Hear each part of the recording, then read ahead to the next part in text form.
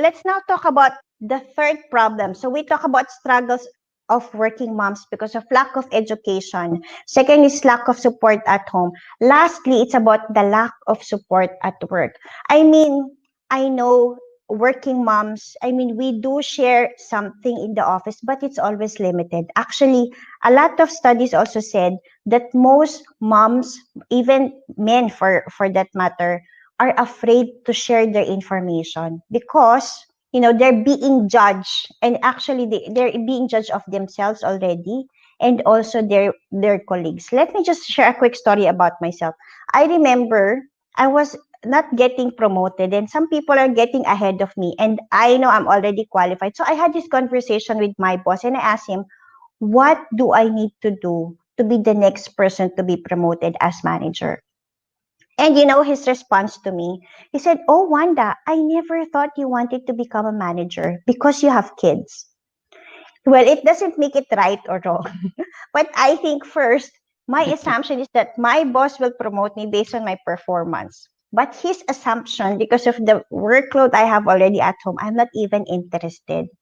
And I mean, in companies now, there might be, you can call something for help, but there's really no support group for working moms that I've seen. There's no working moms club as such.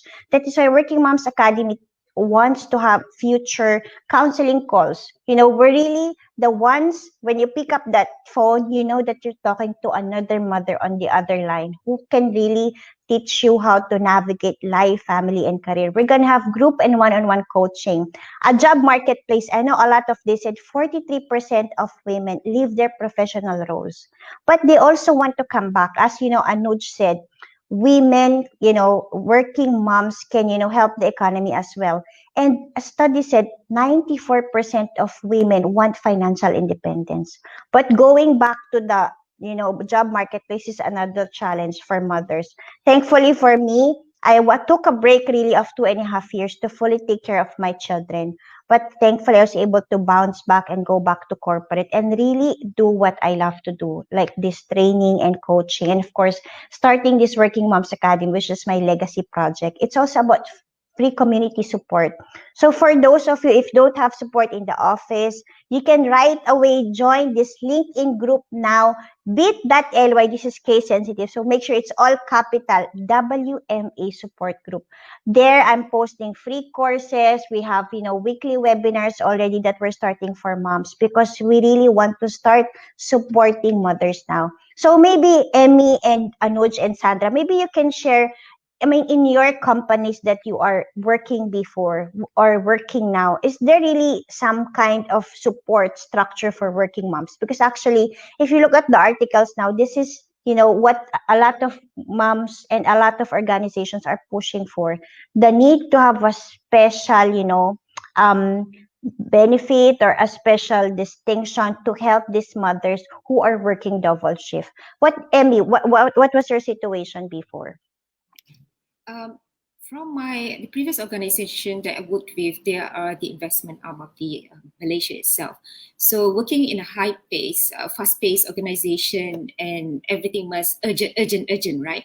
No, we don't have such program or such specific trainings for the mothers or even for the workers, for the women workers. So yeah, it's quite sad to see how we have to struggle in between being a career woman and also as a mother. But with all your initiative today, I really salute for what you're doing, Wanda. So I believe it will really help those mothers out there who struggles, but they're afraid to let that out, right? Yeah. Thank you, Emmy, for sharing that. I remember when I was suffering burnout in 2014. First, I didn't even know it was burnout already. I just know I was always sick every month, and doctors cannot find out what's wrong with me. And my husband just said maybe you just need to rest or like that. But I didn't know that I was, that sickness already is a sign of burnout for me. And thankfully, when I found it out, that is when I made a decision. I need to take a break because I need to focus on what my heart and mind is telling, which is to fully take care of the children. Now, when I left corporate for 2.5 years, I also realized, oh my God, I am not born to be home. I cannot just sit down. I mean, I've been very busy taking care of the housework, cooking, cleaning, but there is lack of fulfillment also. So I believe there's really a lot of women wants to work, and it's about finding the right work for them. What are your thoughts about this, Anuj? Maybe you can share. Yes, I mean the corporates or the places where I have worked or currently working. At least in India perspective, I can say a lot of organizations and even some legislation, by the country, they have kind of made it mandatory to have children play centers or even a working moms group within the organization. The point that you made just now, that how do they come together and support each other, even at work. So I'm glad that things are changing in a country like India. I'm glad that the organizations that I have worked for or even currently working are supporting these initiatives, and it is also becoming in a way mandatory for a lot of organizations to Mm, help moms with their kids who are at play center at the workplace. They have a separate place where they can be learning and be kept busy. And more that's important than that, yeah, more important yeah, than yeah. it's Continue. important, yeah, even for the men who are working, in the corporate world. I think the story that you shared, it's important that we understand that, and I mean everyone wants to grow in some way or the other, and it's important that managers, whether it's a woman. I mean, I have worked with a lot of female managers who have been my managers and leaders. So in a way, that has helped me to understand the perspective as a subordinate or a peer with them. And I think things are changing and changing for better. And I think every organization and all the corporates should implement such policies to support the working moms. That's very good. Thank you, Anuj, for sharing that. That's very good to hear that India is making it mandatory to have this working moms group.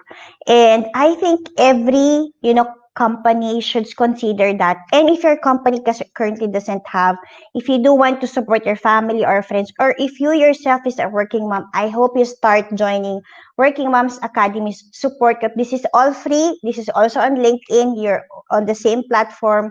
Just type bit.ly, all caps, WMA support group. I would love to welcome you and to support you in any way I can, because every week we'll start having this, free webinars, and of course some forum just to speak about life and motherhood and everything in between.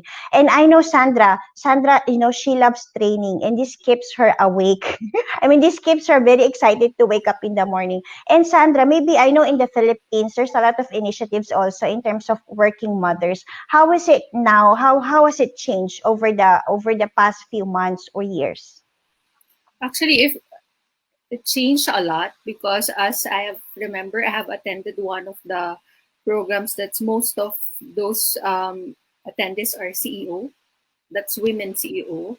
And of course, through the help of training, of course, and empowering them to become to talk about what are their struggles in life, and how did they come up as a CEO, ended as a CEO in the organization. And of course, some training, most of the trainings actually help them, and the support from their organization also is very helpful. Yes, I definitely agree, because we never stop learning, right? That is the goal, to grow.